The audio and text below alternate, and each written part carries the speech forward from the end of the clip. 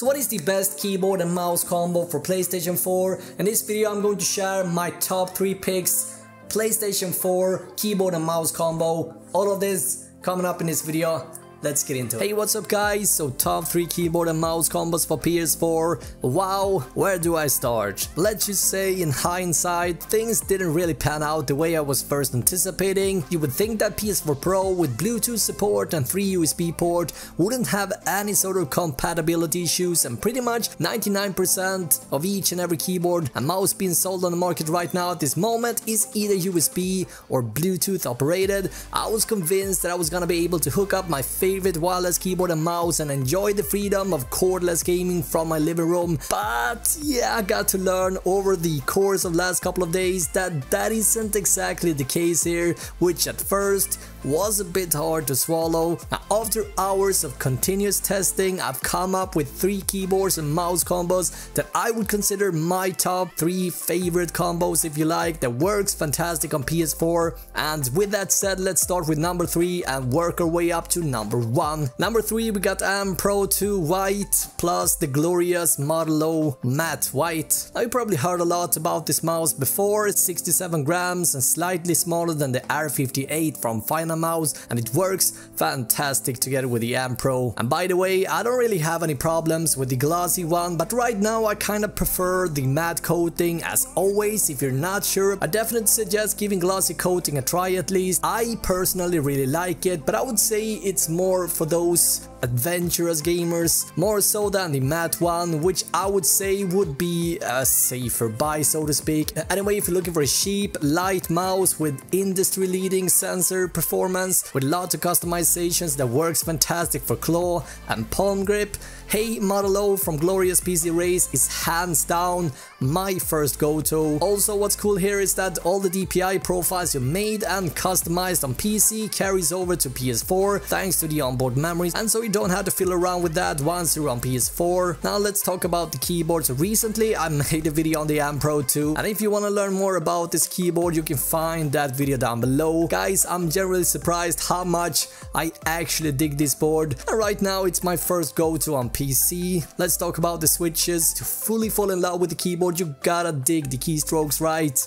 I chose brown box switches made by Kyle. I'm really liking the tactile feedback. It's a bit rougher than linear red, but it's a lot smoother than clicky blue, and it needs about 40 grams of force to activate it, and the activation happens at 1.8mm, and we got a total travel of 3.6. The AM Pro 2 uses PBT keycaps, which are slightly rougher and drier to the surface than the typical keycaps, and yeah, they are amazing in my opinion. That said, LMAONybbaz also ships AM Pro 2 with Gatron switches, and so you want to make sure you find your favorite switch here, guys. Honestly, I haven't tried Gatron, and so right now I cannot give you my thoughts on it, but the box brown is awesome. That said, everything isn't bells and whistles, and since LMAONybbaz fitted with AM Pro 2 with the 1900 mAh battery and Bluetooth, I was hoping for wireless connectivity, which unfortunately isn't supported on PS4. Now, this is obviously not LMAONybbaz's fault, and Bluetooth works great on PC, just to be clear, but it's a shame that you cannot make it to work on PS4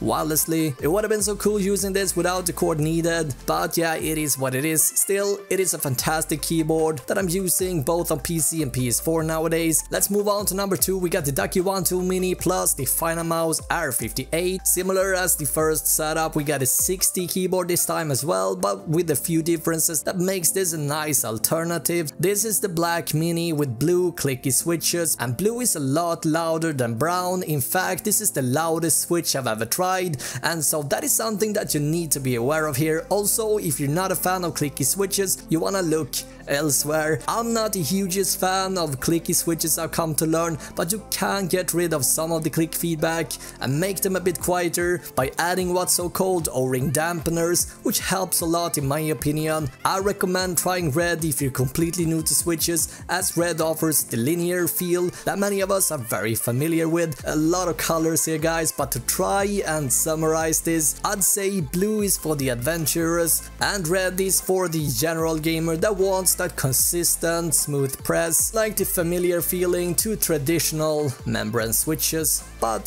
a lot better of course. Anyway, with the clicky blue you need 2.2mm to activate the switch and 60 grams of CN or grams of force, and we got a total travel of 4mm. Now, as for the mouse, when I'm not using Model O, I generally pick up the R58 from Finalmouse just because of its slightly higher bump, steeper slope and longer end, and since I'm palm gripping, the R58 generally works a bit better for me, and although the palm grip works excellent on Model O also, I definitely do think that Model O works better for claw gripping and R58 is better for palm grip, and that's mainly because Model O has a slightly shallower profile. And with that all said, yeah, let's move on to number 1 on the list, and for me, I prefer a nice couch over any desk whatsoever. My only problem is that most solutions for couch gaming with keyboard and mouse isn't that exciting. Razer have tried this 2 times and in my opinion they have failed both those times. They made the mouse area too small, which is forcing you to pick a very high DPI, which I don't like, and that also leads me over to my second concern. There is no way that you can rest your arm on this small area, which over time I don't think it's good for you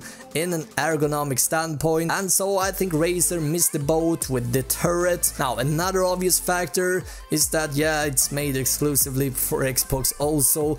But yeah, nevertheless, this is where Corsair's lapboard with the K63 wireless truly shines. Now there is a but here, and I've spent hours hopelessly looking for a hack here, but unfortunately it seems like there is none as of right now. Now what am I talking about? What makes this solution so awesome to begin with is the fact that it works wirelessly. Unfortunately, the 2.4 wireless connectivity doesn't work on PS4, and same goes for the onboard Bluetooth as well. It is a bummer because it would have been the perfect keyboard and mouse setup. I've actually reached out to Corsair to shed a bit of light on this, possibly and hopefully getting a firmware update that I could possibly fix this for the future, but yeah, they didn't answer. But for the time being, although you can use the K63 and the lapboard on PS4, you are forced of having the cord plugged in on the back. K63 uses mini USB to regular USB, so you want to make sure you pick up a longer cord if you plan on sitting on further than, let's say, 1.8 meters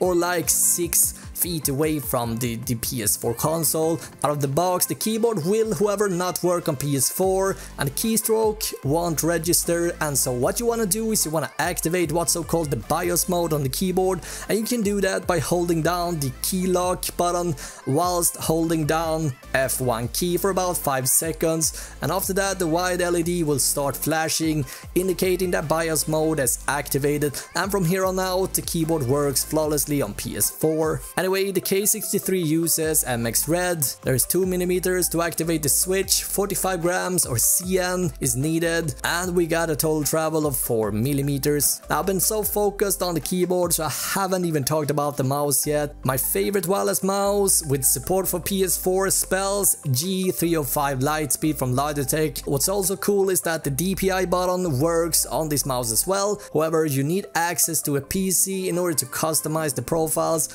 if you want to fine-tune the DPI settings. Now once inside the G-Hub, make sure you save down the settings on the onboard memory, and that way the settings that you do here will carry over to your PS4 as well. And with that said, that pretty much wraps up my top 3 keyboard and mouse choices for PS4. Now I am going to keep testing peripherals and follow up with more interesting discoveries in the near future, guys, but in the meantime I'd love to hear what mouse and keyboard combos you're playing on right now. Now if you want to play some Fortnite with me on PSN, yeah, feel free to add me. Yeah guys, that pretty much wraps up this video. Now if you have any questions, please hit me up either on Discord. You can find the link to the Discord server down below. Would be very pleased to talk with you guys on Discord, I should say. In the meantime, thank you so much for watching this video, and until next time, you have an awesome day, right? Bye.